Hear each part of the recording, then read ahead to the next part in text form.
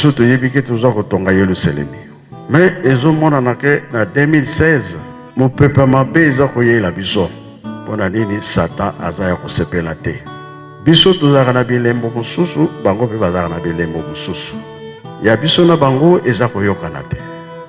Eza kaka likambo eza koluka nzela ekweya. Biso soki tosambeli te, wana ekozala pasi. Barenu ya ndenge na ndenge ezosalama. Esalamaka nango ntango nyonso. Kasi ya mbala oyo bazwi décision. Décision wana eza malamu te. Biso nde tokobondela. Kamba nde ya kotia kimia na mokili.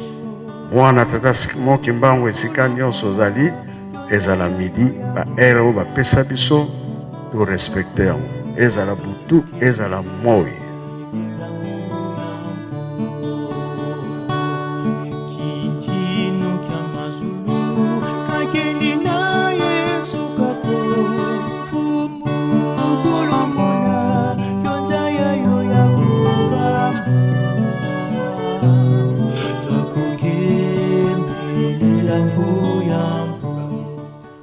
Ya solo bandeko balandika de télévision kimbangiste bana papa Simon Kimbangu mbote na bino banso besika bozwami.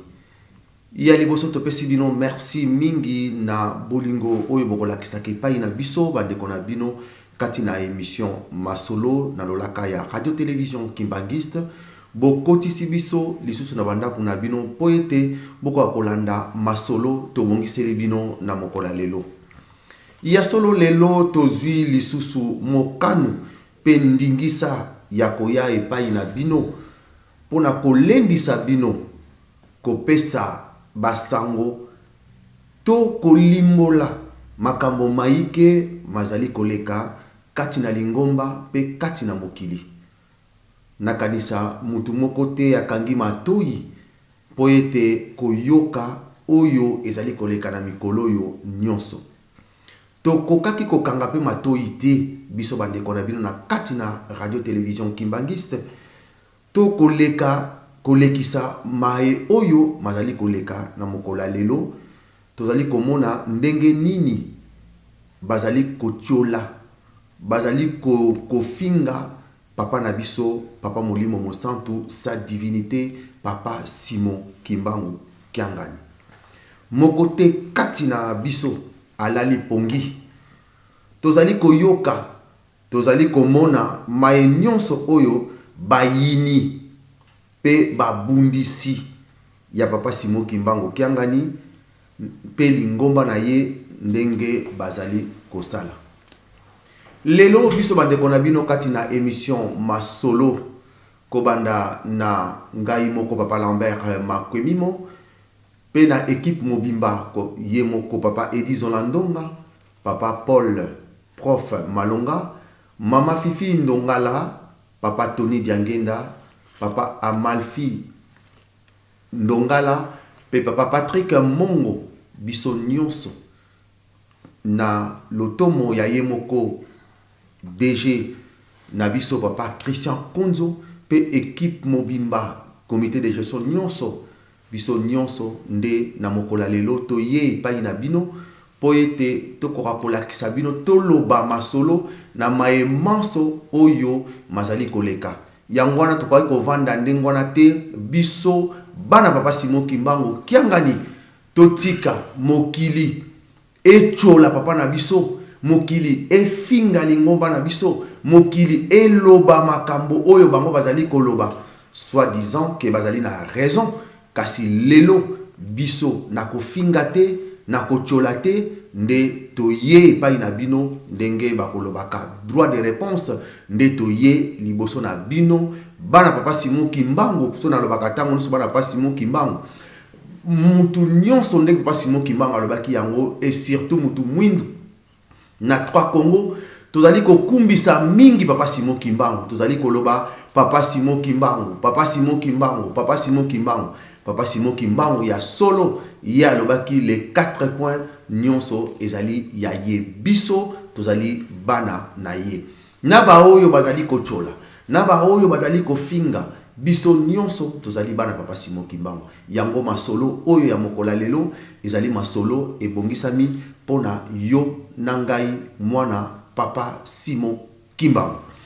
Ya solo bana papa Simon Kimbangu ndenge na kolobaka yango lelo ndezali droit de réponse oyo epesameli biso to kopesa na bandeko na biso na mama na biso ndenge bango balobaki yango kasi biso pe tokovanda kimia te tokokanga matoi te nde lelo toye po ete to répondre mama na biso oyo tokopesa lokumu mingi mama Grâce Kalanga tokokende na papa Israël Mutombo pe papa Emmanuel Samuel Bamba bango nde baza bandeko na biso balekaki na etalelo na bino ndenge bomonaki yango balobaki maye oyo bango babongisaki pona koloba ya solo maloba yango pe makambo yango esali biso pasi ya koleka po ete ndenge prophète Osée alobaki na 4:4 alobaki que mon peuple est péri par manque de connaissances. Peuple congolais tina mokola lelo azali komiyeba te soki ye azali nani. Na yango lelo tokoloba liboso pona kobanda émission na biso tokosenga liboso toloba maye nini oyo bandeko na biso mama na biso alobaki. Tokobanda na mama na biso mama Grâce Kalanga ngana za mwana na yo nazali leki na yo nalingi na zongela maye oyo yo lobaki po ete bandeko batali kolanda biso bayeba nini oyo yo lobaki kati na mokili ozalaki libre ya koloba makambo na yo kasi biso pe tozali libre ya ko répondre yo na maye oyo yo olobaki. Mama outi kolobake papa Simon Kimbangu Kiangani sa divinité papa Simon Kimbangu Kiangani ye a dévié. Olobi papa Simon Kimbangu Kiangani azali lokola prophète Eli. Prophète Eli toyebi soki toke na Bible tokomona prophète Eli azalaki soka azali kote ya makambo mosusu nde azali pe koloba makambo mosusu. Donc elingi koloba ke papa Simon Kimbangu Kiangani oyo ye azali koloba nde oyo azali kosala ezali mosusu. Okendaki plus loin mama olobi ke okendeki na nkamba pona kolobela papa Simon Kimbangu Kiangani na division ekoti na kati na bandeko na ye na famille et sans tout mais réponse aux qui langage ya papa Simon Kimbangu Kiangani mokonzi na boule ezalaki malamu te epai na yo ye donc ozalaki abati pe témoin na yo ezalaki le révérend Luntadila paix à son âme.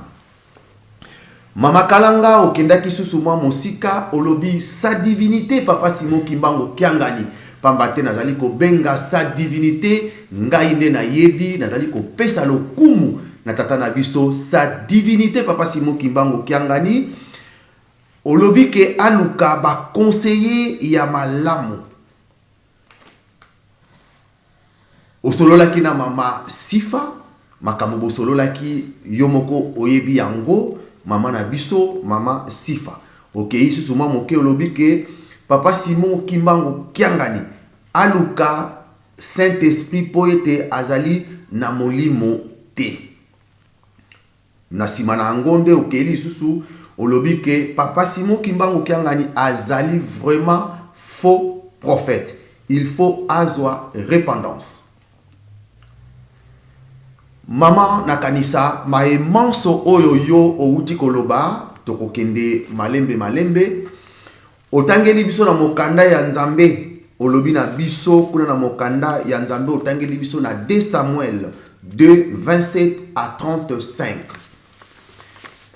kuna nakati na mokanda na biso na ndenge yo outaki koloba yango olobi ke malamu serviteur ya Nzambe aya na ndenge yo lobaki yango kasi obengaki papa Simon Kimbangu Kiangani chef spirituel et représentant légal ya église kimbangiste obengaki ye lokola serviteur ya Nzambe mais nakolobake mama Grace Kalanga na mokolo ya lelo na ye lisusu na serviteur ya Sadi Papa Simon Kimbangu Kiangani pambate obengaki Papa Simon Kimbangu Kiangani serviteur mais nakoloba na yo ke nakati na masolo na biso to kolimbolela yo ke Papa Simon Kimbangu Kiangani azali serviteur a Nzambe te ye wana Nzambe molimo mosantu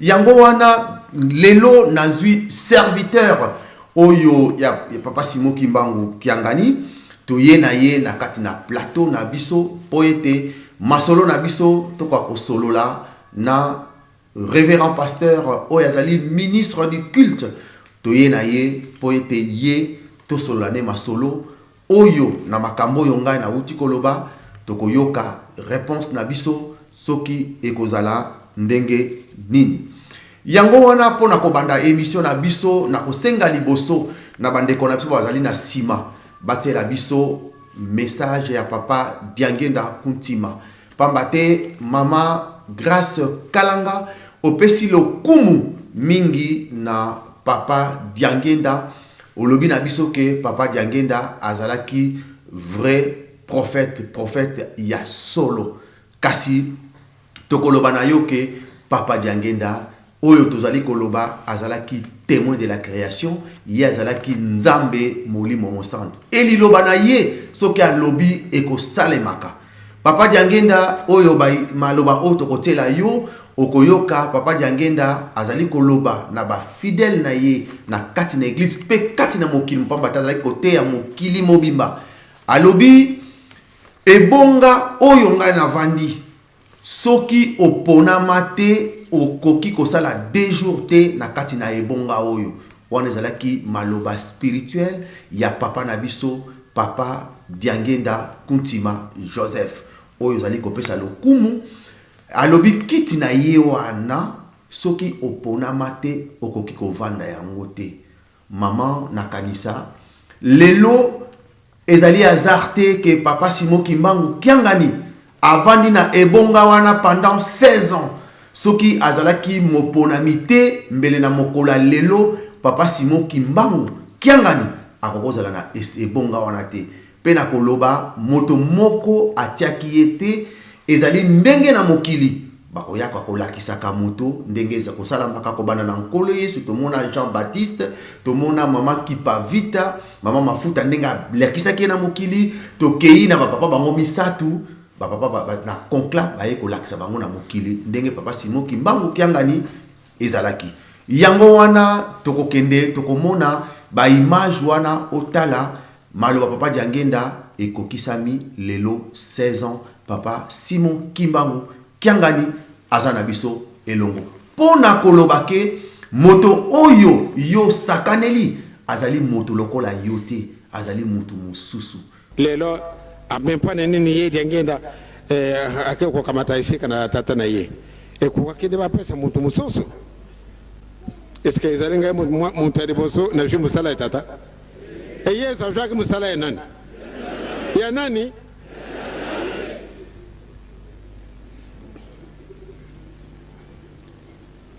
ezali mawa tata Abraham na muta remplacer ke ye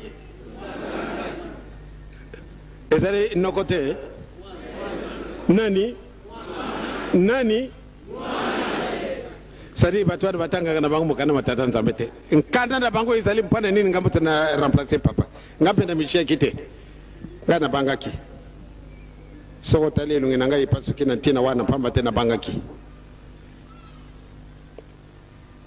kasi batu wana moyete esika baba ndi kutuna soko Diangenda kufina na remplacer yo yakaka na kuchia yo isika wana yakaka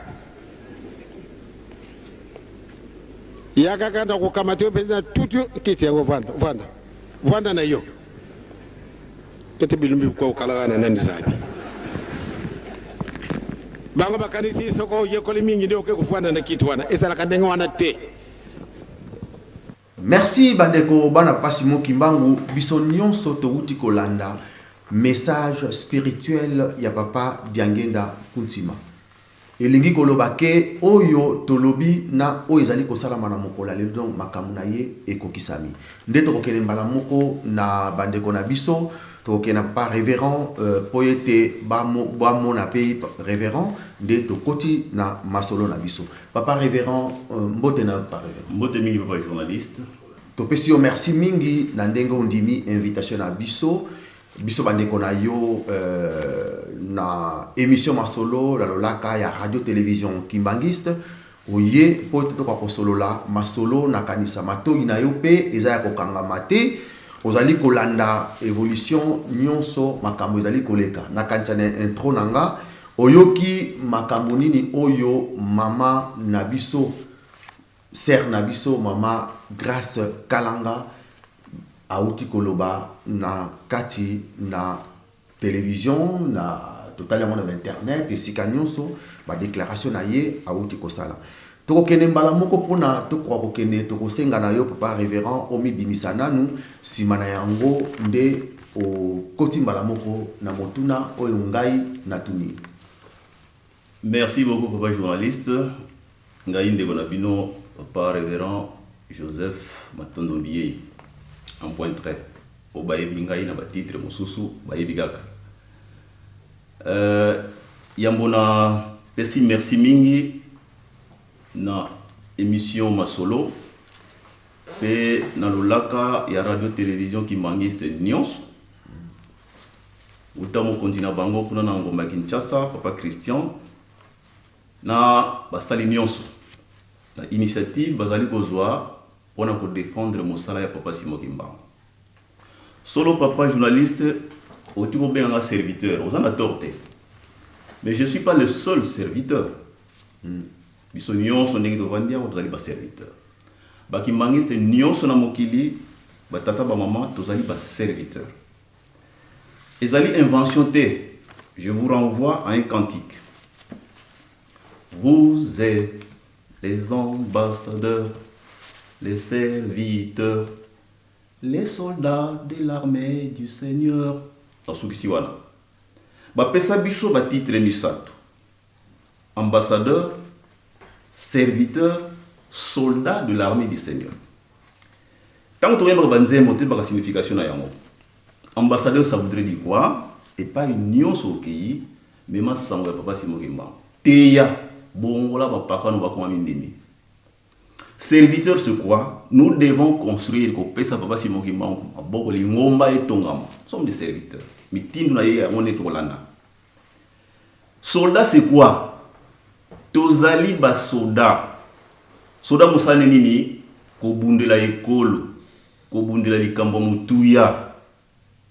Tango moni ennemi et aye, Koko tise nanda koute, il faut la kisabo kasi. Ya kubundela likambo na ndaku na yo agresseur akoti akubundisa tata na yo yo vandi ezali ngambo ndenge tozana ikolo na biso soki kuna ba frontière ba soda ba tondi ba agresseur ba uti na ikolo muso ba limba kota ya koloba na to téléphone au président kuna soki to sala ndenge nini non vous êtes des militaires il faut défendre donc bravo à la rateliki ba milaki bazali ba soldats de l'armée du Seigneur. Armée du Seigneur les alliés église yo biso dango tata molimo sang on a mis au plan liboso yami balé na biso bakimbangiste les alliés étaient dans les années 80 pour la malamu avant to kota na maligambo dans les années 80 il y avait une rencontre œcuménique à niveau ville à Kinshasa je connais pas l'année ba muda bakendaka na rencontre œcuménique na ba protestant na ba ngoma mosusu.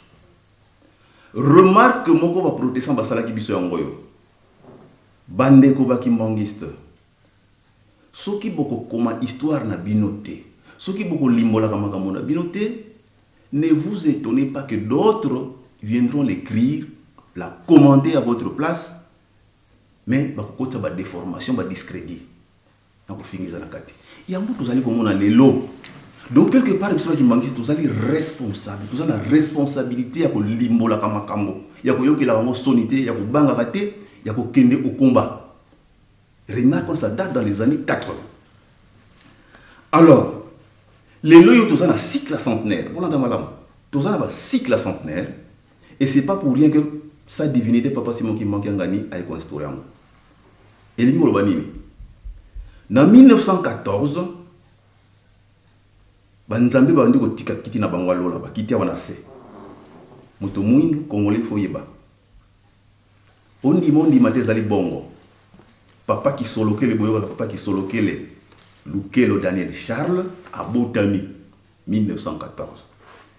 Et qu'est-ce qui va se passer? Avènement Oyon Koloïso à Lakaki dans Matthieu 24. Avènement na yozala ndenge nini et bandi ko salama. Batuna kiye buya mwana na nzambi ko sala tango nini. Tango boyoka bitumba, ba tremblement de terre, ba famine, mokili ningani, boye ba rete mwana nzambi azali ko kita. Et ça dans Matthieu 24, tango 24 nyonso ko mona yango. Effectivement, banda mokili banda 1914 la première grande guerre.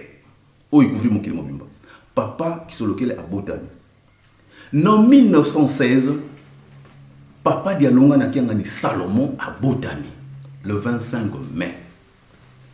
À partir de ce moment-là, Bitumba est makasi. Bitumba, sur le plan militaire, matériel, bah dégâts et bani ko sala makasi na katamoki. Et l'année 1917, pour te fêter qui centenaire de Papa Dialonga l'année passée, tout ça l'an 2017. Donc 100 ans après 1917, vous allez contre l'église kimbangiste. En 1917, Bitumba, il y a un autre côté qui m'a cassé. On va dire paroxysme de la guerre, apogée de la guerre.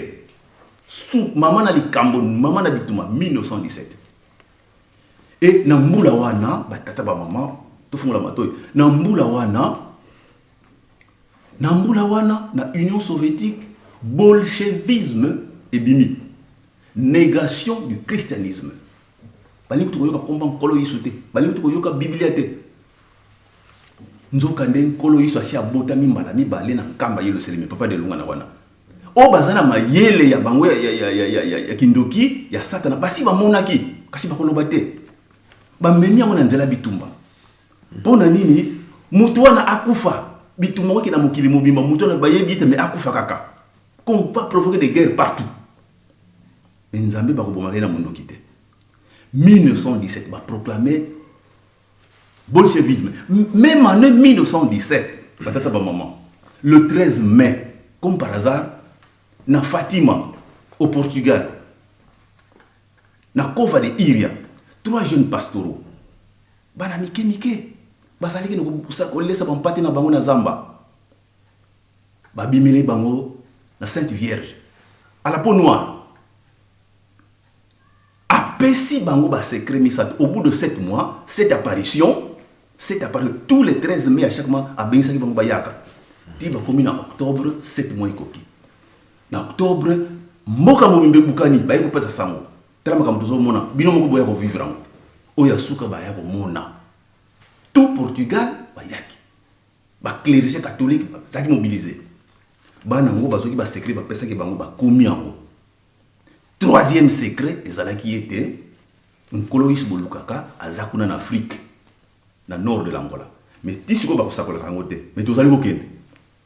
Les 2 premiers secrets ezalaki relatifs na koya deuxième guerre mondiale et Salamaki 1940-45.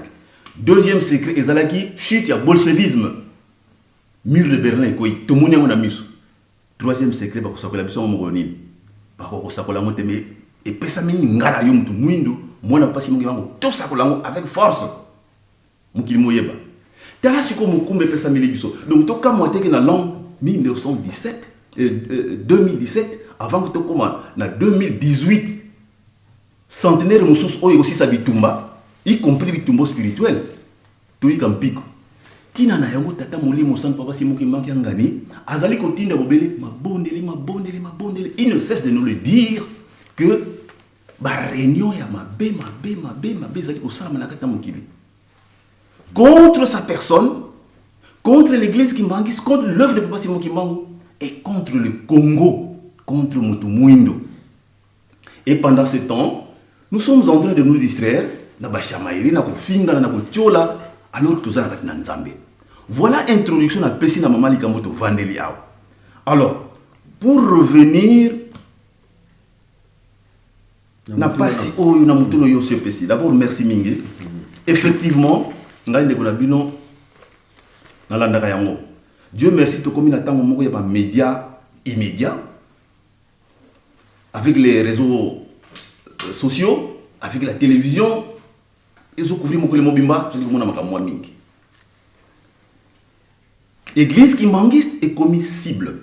N'importe qui peut s'attaquer à l'église kimbangiste, n'importe comment, n'importe quand, n'importe où. Tu commis cible. Tomituna, pourquoi? Nzete oyo ezalaka na ba fruit était là ya kitoko. Et bongi ba boire la mabanga, c'est voudrait dire que il y a de la valeur au sein de cette église. Si ce n'était pas le cas, on allait se passer de nous. Mais puisque valeur mobimba, oyo ko biksa mukisa ka église ki mangi toka mwate ba bundisa biso. Mais tango ba bundisi biso, quelle doit être notre attitude? Ba to ba bundisa ka, ba yaka na envie ya ko agresser, ya ko tumula, ya ko tchola, ya ko bundisa, ya ko boma. Mais biso bana papa simo kimbangu, ba pesa biso mateya. Toko finga kate, toko bunda kate, toko tungisa ka mutu te. Mais toko tchola ka, toko lakisa ka bolingo, y compris même envers nos ennemis. Par terre abiso. Zola nkwa yako, kana kutu mbeni yako unzola kaka. Donc linga muninga na yo, atakute nimi na yo, linga ye. Yangwana liloba liboso to pesi na yo mama kalanga. To lingi yo mingi. On n'a pas de la haine, on n'aura jamais de la haine envers vous. Et lorsque ça lio, nous espérons bien, hein? Nous espérons bien que ça kozanga koyeba. Ce qui yango limbisa biso to memayo éclaircissement en ce moment-là. Mais ce qui est mauvaise foi au mitala malamu en ce moment-là, yo na nzambe na yo. Ce qui kozanga koyeba, ça peut arriver à tout le monde. Hein? Nous sommes là pour vous aider.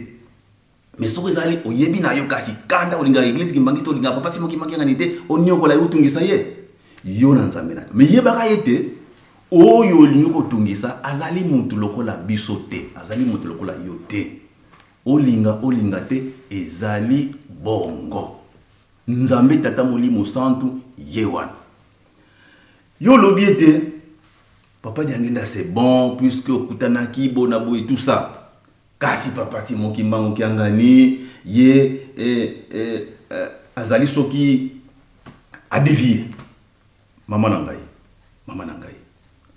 d'abord au mitien na place na yo maman dans la culture africaine la maman est respectueuse une maman c'est l'image même de la société la maman alors tu allez au cas moi yo allez maman moi si que s'emporter à l'endroit de hauts dignitaires de ce monde, je dirais même pas du pays du Congo, mais de ce monde. Ezali Mawa.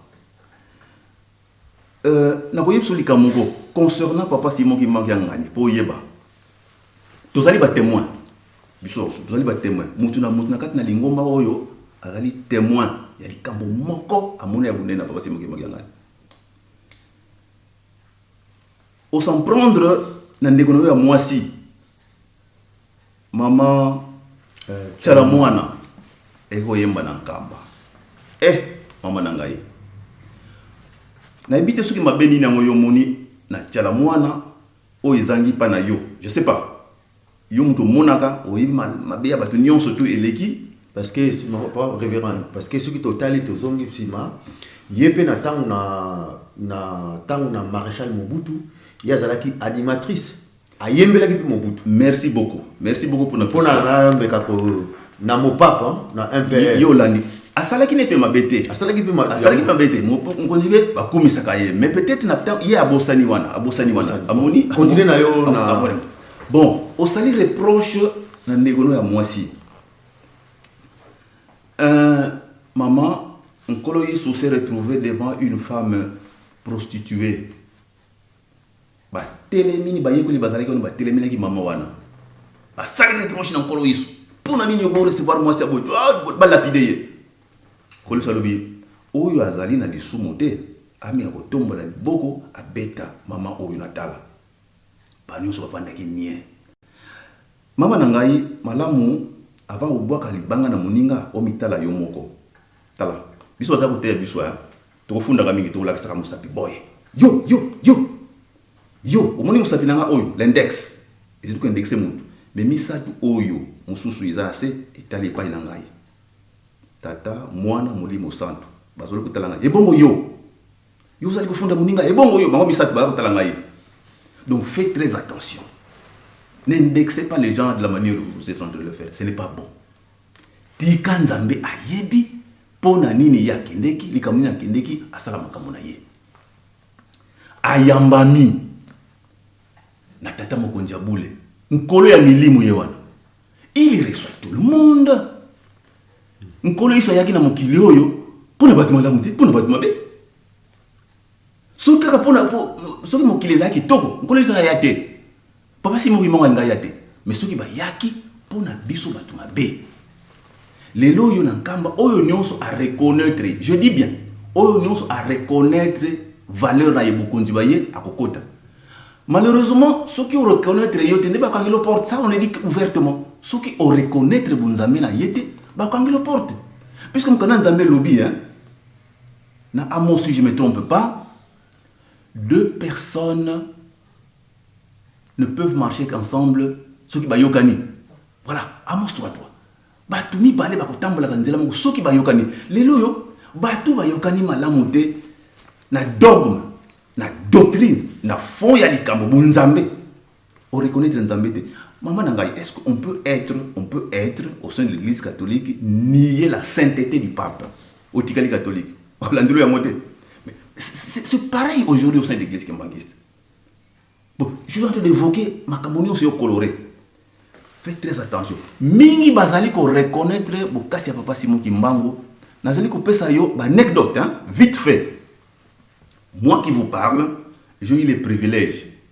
Le privilège, nazali ka mutu pamba mutu masumu mais nzamba pona ingaye na kende mission na Allemagne. Arrivé en Allemagne, je rencontrais un monsieur pas atinda ingaye. Monsieur Raina. So se renseigner na yo avant na mboka Tria.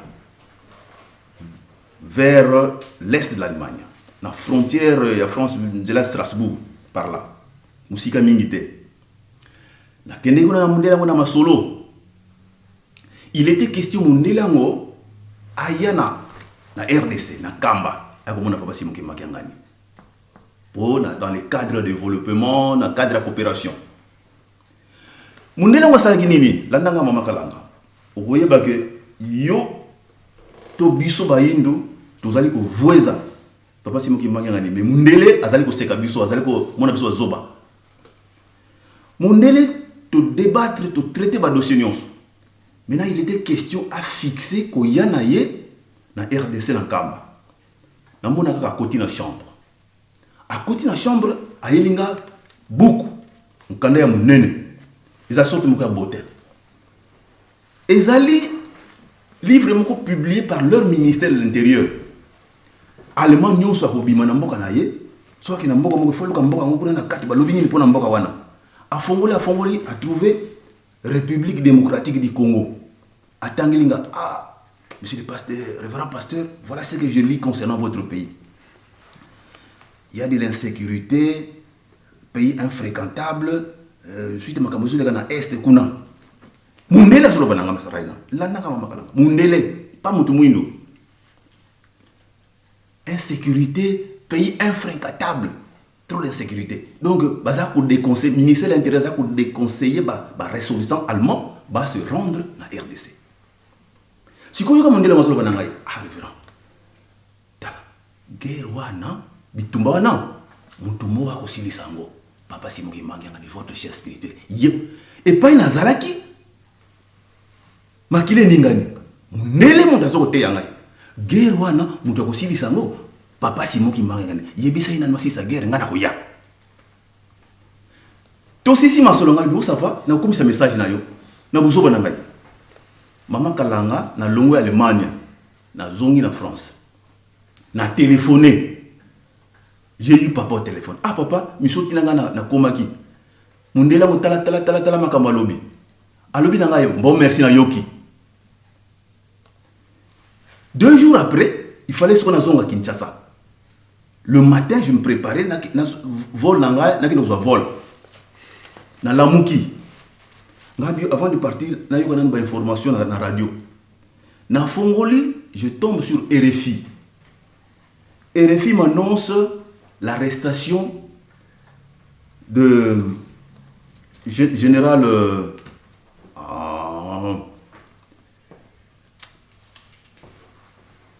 général comme écoute nani général moko azala écouta este bon bref comme on est ke bakangiye et les clients quand ça m'avait rien dit à la place bakangi général bon na zui vol na voyagé Kinshasa après un camp na masolo na détail sur quoi pas papa makambo nyonso na ndenge mundela mwasengaki papa lobi na ngai oh kasi tango zala yiko na pesa ki réponse pas mundela mote ah nego se réalisa mokolo nazo longwa na landi na radio balobi que bakangi général vraiment kombo limsa kombo ezoko chita kama ikoya bakangi ah, j'ai réponse naïe. Du coup, pendant que nous étions à Kinshasa, Mundelango assis à Yoki Sango que sécurité, comme moi na Est, calme, ici, côté, tout ça. À Kokoya, a organisé voyage naïe à Kinshasa. Cet homme-là, qui est capable d'arrêter une guerre, pagaille, pas si tout ça n'a pas pour nayo azali nani. Pour nayo azali nani. Yami Balé, moi qui vous parle, je suis allé encore en mission aux Philippines. Nazo bima na aéroport, maman nangai. Nazo bima na aéroport.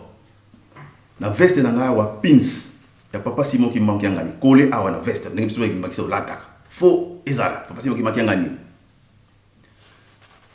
Na service à immigration aéroport, ya vindan policier, a du passeport nangai, ya la poitia caché na bima.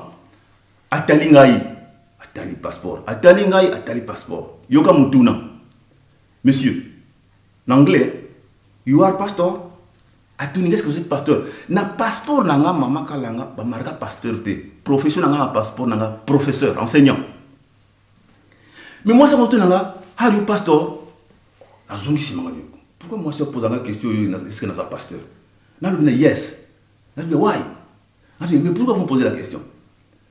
Yokaye, Alexis Moussapina Pins, puisque vous portez le Christ et le Kilingai, puisque vous portez le Christ. Pins, ah, on a respiré. Merci madame. Après, on a passé à l'équipe. Dans la barre, d'autres personnes, ils allaient mingi. Azali mutu, yakosakana, yete. Ce qui, au sol, n'a pas qui mangue, c'est belé, moko moko ko limbolo likambo, moko moko dans l'émission de télévision, n'a ko landelo mingi te pona limbolaye azali nani. Ezali mawa mingi pona yo. Soko zali na problème particulier na ye mama tela mwana benga ya zande gona mwasi bosolo la ah mais biso papa simoki mangi ngani akangela ka mutu porte te na nkamba sauf motioli. Je dis bien sauf motioli parce que mukana nzambe lobby hein. Finga nzambe olimbi sama. Finga nkolo Yesu okofingi sama. Ofingi molimo santu okolimbi sama te. Batu mingi bazali kusosade makambo ezali kanga mukwa lelo esimbi ne place wana. To sala tokeba lilo banzambe ekokolega ka te. Il y a combien de milliards d'années, des millions d'années, ceux qui combien d'années depuis l'homme et l'homme, depuis que mokili ezali mokili. Adam et Ève. Ba pexi bango mobeko moko ba buki yango kanda nzambe depuis combien de temps nous souffrons rien que pour na likambwana rien que pour la likambwana alors ba tubaso lokake ah et bon na salini ezana ko likamuke est-ce que ba ko limbisa ngate to sala to za Dieu peut pardonner qui il veut peut condamner qui il veut parce que pas te routine na ba génération to zala ki to zala tu évites ce que to zala banani il faut pas ne jugeons jamais ba décision nzambe voilà et là qu'on a ko limbono na place wana oye ko aborder makambo ya nzembo ya mwanachala. Mais chacun est libre, ça n'engage que mwanachala en tant que auteur-compositeur, puisque elle est militante. Elle est militante, alingi président ya mboka, ayembi nzembo na ye, ndenge pe yo yembelaka maréchal Mobutu à une certaine époque. C'est bien mutu moko condamné ki azalité. Bon, à s'emparer, à apprendre, à saisir message, à interpréter dans ndenge na ye makambo 4e président.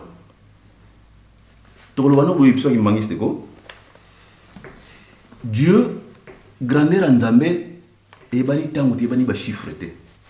Dieu est 1 et 2 et 3 et 4 et 5 et 6 jusqu'à l'infini. N'a pas par exemple. Ngana yo soku to lobi que première génération, ya yo muntu au 25 ans.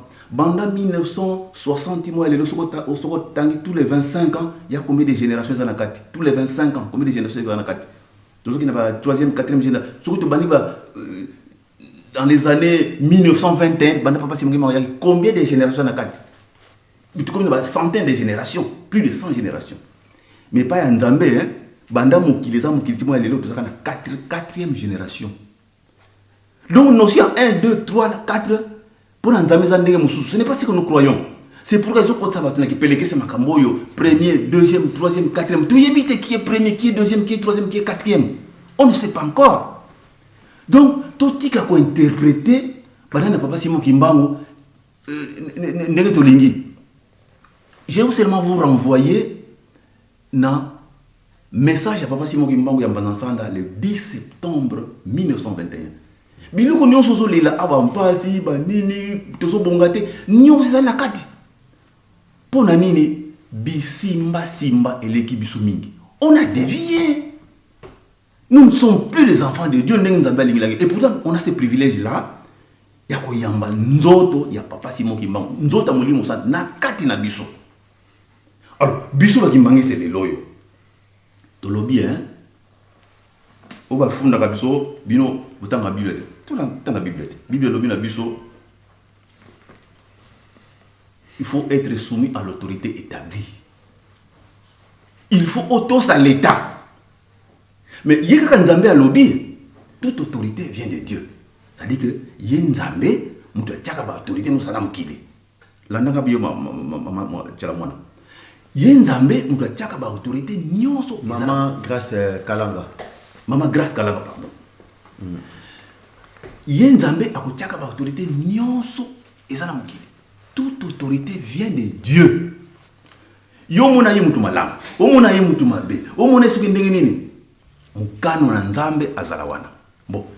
Yepeka Nzambe lobi, il faut vous soumettre à ces autorités là, à ces autorités là. D'où yemoko Papa Simon Kimbangu kiangai. Biso bandima kimbangiste étant des hommes. Na bomuto na nzoto blati, nous dépendons de ce chef là que yemoko Nzambe atiaki. Y compris yemoko Papa Simon Kimbangu ngani, il se soumet à l'autorité établie. Otali, bon, BBC, il faut démocratie.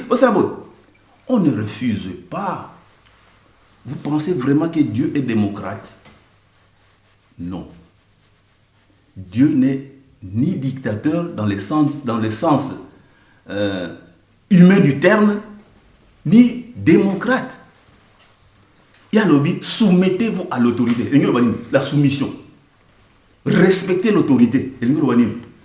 Biso papa dinga na lobaki na biso hein to sali ko sala la volonté à battu mais ngai papa dinga na lobi na bino la démocratie c'est un cadeau empoisonné et lingi lobate qu'il faut ezalate et ko zala mais ce que to sali yango en demandant à Dieu nengi to kotambola nango qui m'écoute mais si ko to sala yango en demandant plus à Dieu il y a que de koluka sikoyo babinzami nzambe nyonso na venema mwana Nzambe elobami na Matthieu 24 kuna beaucoup monde ba faux prophète bakoya bakolobla nkombo nkolo yiso makambo bile nyonso na yango te mais avenema na mwana Nzambe ko na tango nini beaucoup monde nzoto lorsque, là où sera le cadavre, là où s'assembleront les aigles. Dans sa réponse indirecte, la tata Samuel Bamba, en même temps, là où sera le cadavre, s'assembleront les aigles. Maman Kalanga, parce que quand on a boka, ba aigle ba tundi na RDC, ba aigle ba tundi na RDC, pona nini nzoto izakuna mikuate ndenge tata oye bamba lobi, ba lobi cadavre, le cadavre c'est un corps entier, le cadavre c'est un corps entier, le cadavre il est en camp, c'est un corps entier, nzoto ya nzambe, sikoyo ba dongolo misu nyonso, ba vautour, ba aigle. Aigle, il dévore. Aigle, va s'emparer. La richesse va s'emparer. Pas si na biso nezawana. Si ko biso ngana yo, Congolais mutu mwini, to koti na danse wana. To bosani lo sambo. To bosani unité. Au lieu maintenant tout landa, liloba oyo kora musu kadavlo oyaki nango. Kende na prophétie ya Mbanzansanda okomona tokomi bankuta ya mindele la proie des autres, d'où pas si tozali komona kuna na est mais kasi kobanga na yote bitumba wana ekosila parce que papa dangena si apesa kelaka, il y a des secrets, il y a plein de secrets bakimangi ça va yebi, mais vous ne vous approchez jamais d'eux. On sera ko finga ko chola ko tuka. Yango les alliés pour ça la biso passé. Les alliés pour ça ciment. Alors que nous avons tous les atouts. Voilà. Kombo yango général Nkunda Batware. Merci beaucoup. Général Nkunda Batware yemundo kangamaki na 2008 wana. Oyo mundelo Allemagne alobaki kombo lokole yelinga na pesibino ya Nkunda Batware. Bakangaka na tango wana. Mundele alobi.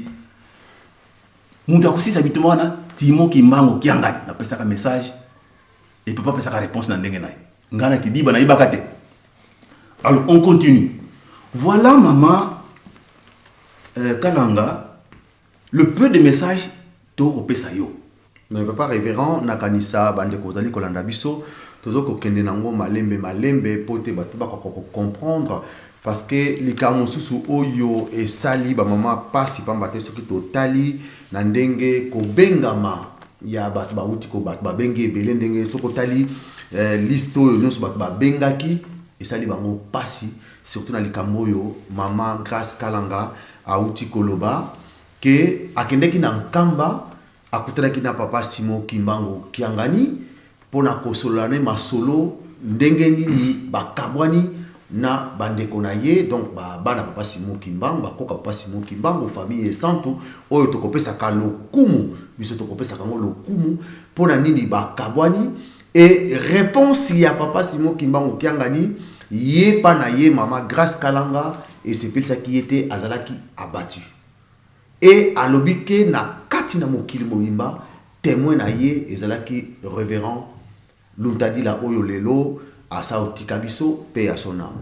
Papa révérend tolingi to yeba est-ce que mama Kalanga tango akende kokutana na papa pona ni solo oyo d'abord soki totali papa Simon Kimbango kiangani ndenge ya zaleli na yebite soki mbala liboso na yo kake muto alobike langage na ezalaki mabe mbala liboso na yo ki yango et puis soko tali kaka mutu physiquement zomona jake mutu wana alobaka mingi te et puis na yebite papa révérend mais quand de kolimbo la sosikana est-ce que ça vrai ou merci mingi papa Lambert likamo to yebisa mama Kalanga d'ailleurs na biso nyonso ki mangiste qu'on se défendre les droits même dans droit juridique la justice ezali bongo soki basalio likamba kosilo makambo aux a droit à se défendre soit à travers un avocat soit directement se défendre c'est un droit oyo batanga la biso ba juge ba utilisaka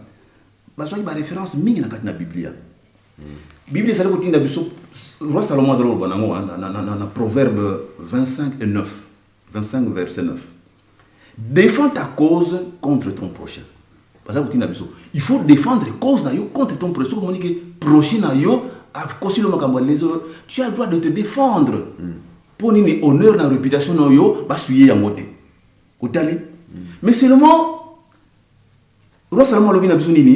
mais ne relève pas le secret des nôtres. C'est-à-dire que ce n'est pas parce que vous allez se défendre au sambusi, c'est ce que au sambusa. Non. Maman Kalanga. Mais nous devons défendre la cause du kimbangisme. Par rapport à ça, moi, période où on a d'abord un feu papa Ntadila. Parce que papa révérend, après assemblée, il y a justement, puisque assemblée, après Abimaki Moutaliboso à Kendeki, c'est fini.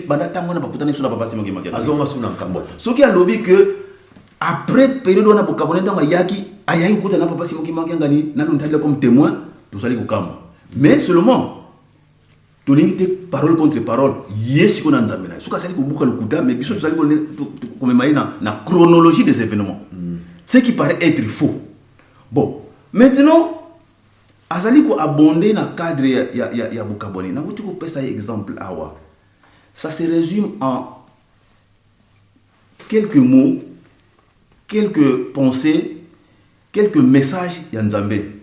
To tangi na Amos 3:3, soki batumi balé ba yokani. Et c'est beaucoup tambula nzela moko. Bakutambula nzela moko te. Yami balé mama Kalanga. Nkolo yisu landanga malamu. Nkolo yisu otoko sambelaka babaki na ikulusu. Tango babaki na ikulusu epai boye muyibi. Yena kati. Elingo loba nini? Pa Nzambe azali biso nyonso tozingiye tozana biso bato mabe. Biso nyonso tozingiye tozana biso bato masumu. Mais esengo na oyo ako reconnaître ma benaye à reconnaître Nzambe. Voilà mon de voleur a tué nkolo yisu. Ah yo tout ça a tué bolonga na ikuluso na suku za bolonga Nzambe a tué ye. Mususu wana lobi ah Seigneur, je reconnais que yo pesa sali mwana Nzambe. Tango kone pas tata na yo na sa no na esika moko. Ko sa lobi na minute na lobi na yo ko za na ngo ilongo. Situation to za na ngo na makambo yo eza yango wana. Biso nyonso tout ça qui papa derrière papa notre papa c'est moi qui manque ngani. Mais subitement un crucifié de droite a tioli. Le crucifié de gauche ba loué nkolo ayambi bango. Alors ces crucifiés là de ba loué nkolo ba tikali na papa c'est moi qui manque ngani. Les autres bali ne pas reconnaître la divinité d'un Dieu, c'est tout le mal. Donc, na ko pesa ba ndimo la ningité. Soko lingi okoki ko se référer na ba conférence to sala déjà na Kinshasa. Ba point de presse salama. Makambo nyonso ba lokilo yango otanga historique nyonso ndenge to komeli wana. Eza na tina moko te sino to pour prendre awa même 2 heures du temps à vous expliquer les tenants et les aboutissants pour comprendre. Mais nakati mwa ndamba makambo to pesi yo yango yo. Eza dossier yo sengeli okotate puisque d'abord vous n'êtes pas kimbangiste. C'est vrai que peut-être ça n'a pas si on a une situation église kimbangiste c'est normal, vous allez moi mboka, vous allez congolaise. Très bien. Mais interprétation vous allez ko pesa na makambo ezali yangote. Et puis je dois vous dire il n'y a pas personne au monde où il y a l'ingaka ba ndeko na ye ko leka lokola papa Simon Kimakangani. Ça je vous le dis. Mais seulement Dieu est amour. Dieu, c'est un Dieu redoutable, Dieu de fermeté. Tango alataka posone ya bunzambe azalaka ni na ndeko, ni na voisin, ni na camarade, ni na copain. Ça n'existe pas Nzambe. C'est ça qu'on n'arrive pas à comprendre. Et puis l'église, c'est l'église. La famille, c'est la famille. Akaboni na mutute. Yeba munene alikam. Les lots na mboka na biso, il suffit que on reconnaître qu'un président légal élu normal qui est là mboka yoloba. Mais non, et aussi rien que ça déjà. Bon Nzambe. Donc ils ont des dossiers au côté et qui relèvent même pas de votre compétence mais là tu prends, vous prenez peut-être parti. Il y a aux allez kolinga mingi yo kaka toboite. Mais voilà le peu d'explications zali ko pesa yo to kamwe mais soko koseli mowei papa révérend tele Lutali akenda na ye za na sulungote bo pe mineza la kimia kuna soko koseli makambo awana suzali mabe pona yo puisque chronologie va venir manzela ko simba te na explication epesi